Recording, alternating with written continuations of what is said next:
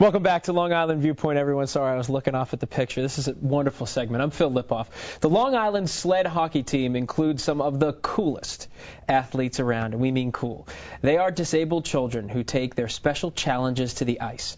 Joining us this morning is Brian Blomquist, the president and coach of the Long Island Sled Hockey RoughRiders, and Frank Martin, vice president of the organization. Gentlemen, thanks so much for joining us this morning.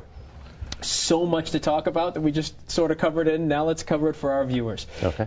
First of all, where did you get the idea for sled hockey? Where did that come from? Well, it started in Sweden in the late 70s.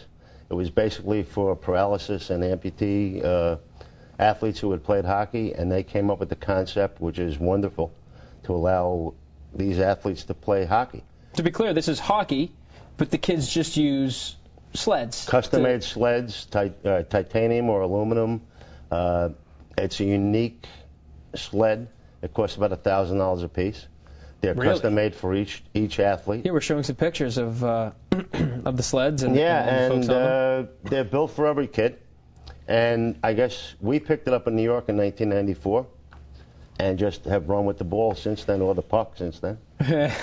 Touche. Actually, what I think it was one of the girls on our team, because we're a co-ed team, was actually one of the girls on our team, Gina Barber, who first found out about it when she saw it up on Canada or the internet. Oh, really? And she presented it to Brian.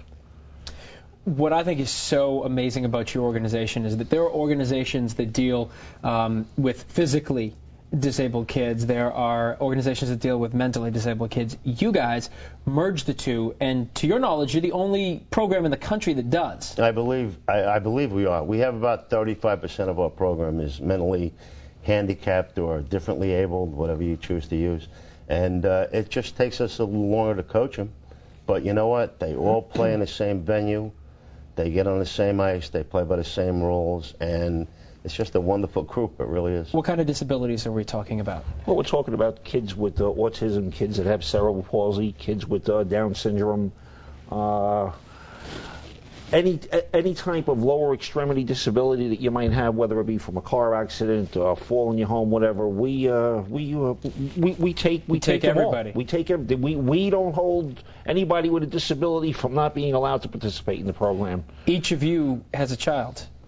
Yes, my son has Down syndrome. Your son has Down syndrome. My daughter has cerebral palsy, yes. And they both play on the team? Yes, correct. Right. Now, for people who are trying to get an idea of what this team is, you guys have home uniforms, away uniforms. I mean, your varsity jackets that you're wearing, you're equipped like a professional hockey team. Every athlete gets approximately $2,000 worth of equipment. That's a lot of money. That's theirs. And they have to bring that home and bring it back to practice and travel tournaments and what have you. And for that, good-looking uniforms, by the way. They're charged a minimal amount of money. And here's the thing: I want to talk about money because you folks have a budget of roughly $220,000 a year to operate. Correct. You're nonprofit, so you get money through donations and you take volunteers.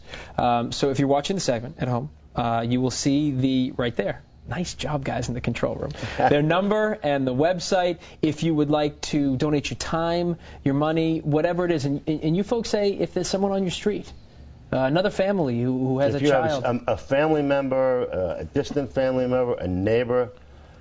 You don't turn anyone away. Absolutely not. Never have. Never will. And what ages are we talking from and to? 7 to 21 plus, and we have a 50-year-old goalie who's an amputee. And yeah, he's the plus. We have a 50-year-old defenseman with cerebral palsy who's also a chiropractor. And we don't, it's just, life's too short. And the team camaraderie that they get, how are you going to turn anybody away? It's just something that they're not afforded in their life work, in their school work, where they'll sit home, play PlayStation and Xbox, come out and compete on an international level. And it's something that these kids will never forget. I know I won't. You say international because you go to Canada. Absolutely. You travel all over. And they come down to us. And you just tell me about the military. That's a great story that people should hear. Well, last year I had a friend of mine who went to West Point, served a couple of tours in Iraq, and he introduced me to the assistant hockey coach up there, and we were invited up last year. We went up and we went back again this past January 17th. And after a game that the West Point Cadets played against Holy Cross, we got on the ice for a 20-minute demonstration with 1,500 people in the stands. Wow. And we put their athletes on sleds.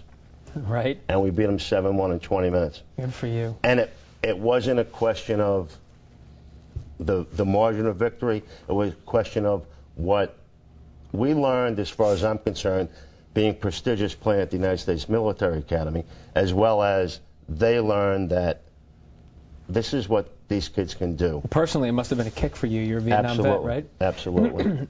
Tell me what the reaction is in the community. People must just go crazy for this team. People come down, they look at it and they go, holy cow, we didn't even know that this is going on, and we've been doing it for quite a few years, Brian and I, and the rest of our board. And they come and they go, wow, right. This is amazing. And the one or two questions that we get is, how do you do it time-wise, and how do you support it financially?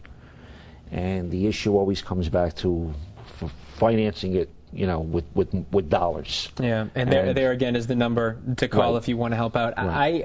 I want to talk personally for both of you, because you both have a child touched by a disability. Your lives have clearly been touched. What kind of enjoyment, what kind of reward do you get out of being part of this? Well, for me personally, and I know Brian probably feels the same way, it's the reaction of watching the kids be on the ice, being among their own peers, being able to play a sport, whether it be a scrimmage or a practice or a game.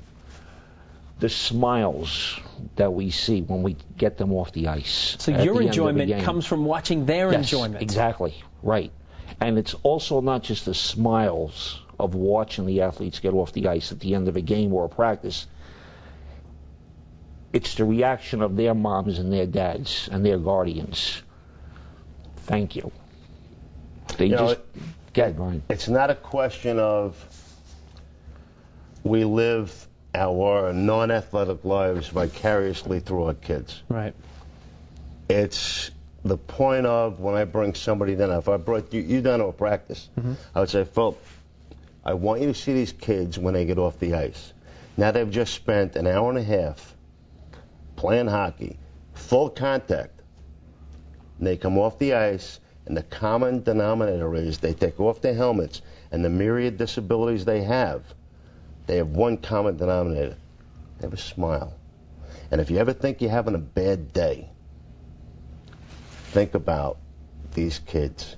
They have probably a bad day most of their lives, but not when they're on and off the ice, and they're all one unit.